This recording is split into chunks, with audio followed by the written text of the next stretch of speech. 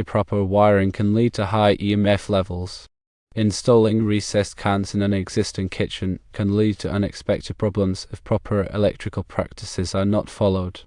This case study demonstrates the importance of understanding the causes of electromagnetic fields, or EMFs, and how to mitigate them. After installing 4 additional recessed cans, a customer reported high EMF levels in their kitchen. The levels increased to 0.6 mGauss when the new cans were added, while they were previously at a tolerable level of 0.2 mGauss. The problem was caused by a neutral wire running separately from the load and the travelers between 2 3-way switches in multi-gang boxes. This created a path for current to flow through the neutral wire, resulting in EMF generation.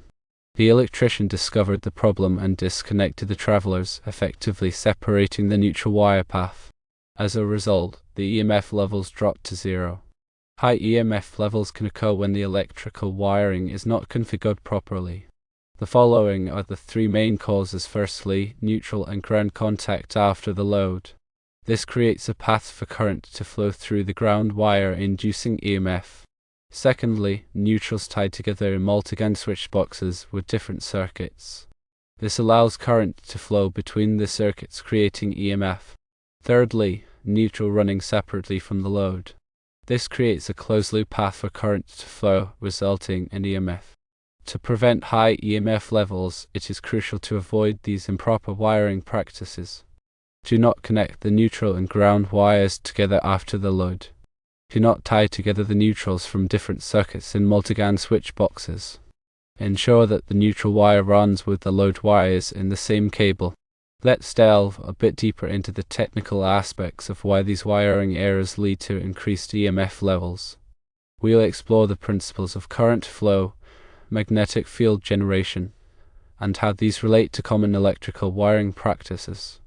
First, consider the scenario where the neutral and ground are connected after the load. In a properly wired circuit, the neutral wire serves as the return path for current back to the source, typically the electrical panel. The ground wire, on the other hand, is intended as a safety conductor, providing a low impedance path for fault current to return to the source in the event of an insulation failure or short circuit. When the neutral and ground are improperly connected after the load, a portion of the return current flows through the ground wire instead of the neutral wire. This is problematic because the ground wire is typically connected to metallic enclosures, water pipes, and other conductive elements within a building.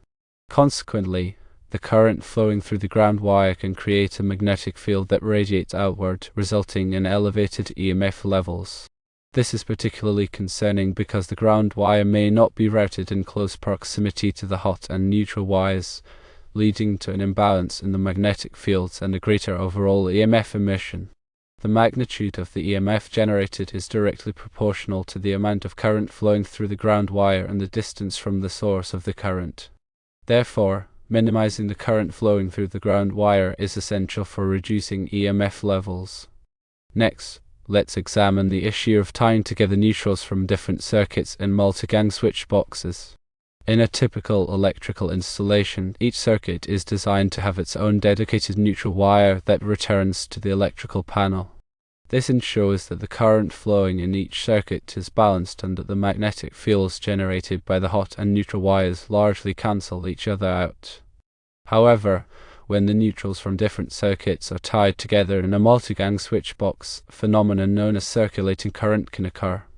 This happens because the voltage potential in the neutral wires of different circuits may not be exactly the same due to variations in load, wire length, and other factors. As a result, current can flow between the neutral wires of the different circuits, creating an unintended current loop. This circulating current can generate significant magnetic fields, particularly if the current flows through a long or convoluted path. Furthermore, the magnetic fields generated by the circulating current may not be effectively cancelled out by the magnetic fields of the corresponding hot wires, leading to elevated EMF levels. To prevent this issue, it is crucial to keep the neutral wires of different circuits isolated from each other. Each circuit should have its own dedicated neutral wire that runs directly back to the electrical panel without being connected to the neutral wires of other circuits.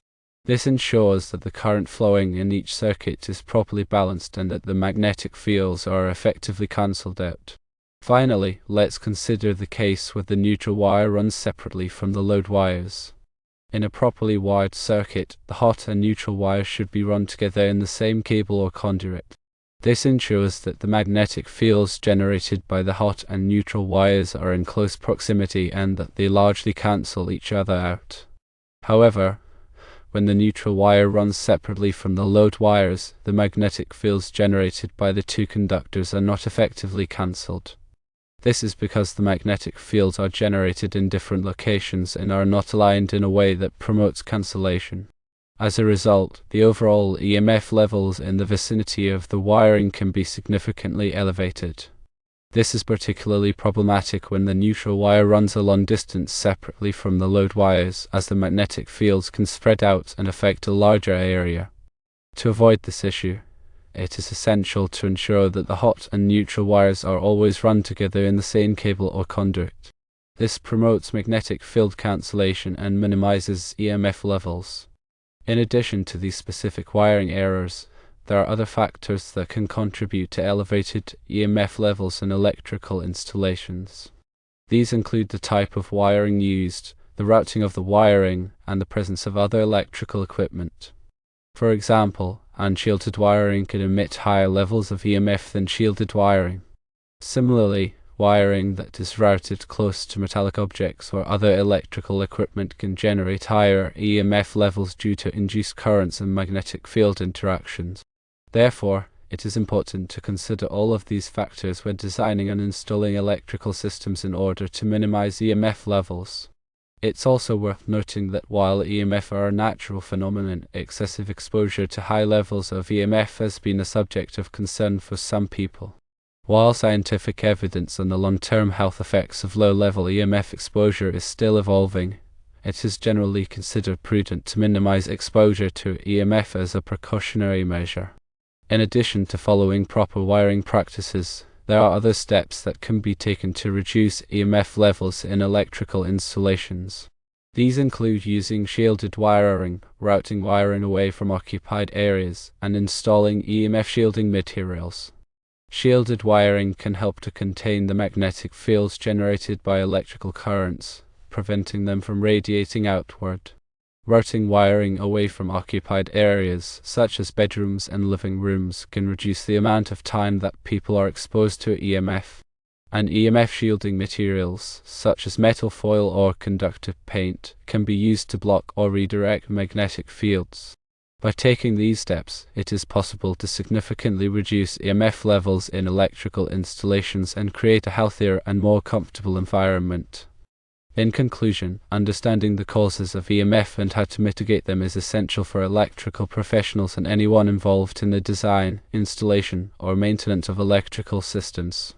By following proper wiring practices, using appropriate materials, and taking other precautionary measures, it is possible to minimize EMF levels and create a safer and healthier environment. Improper wiring causes unwanted magnetic fields. This case study highlights the importance of understanding electrical wiring principles to prevent potential problems.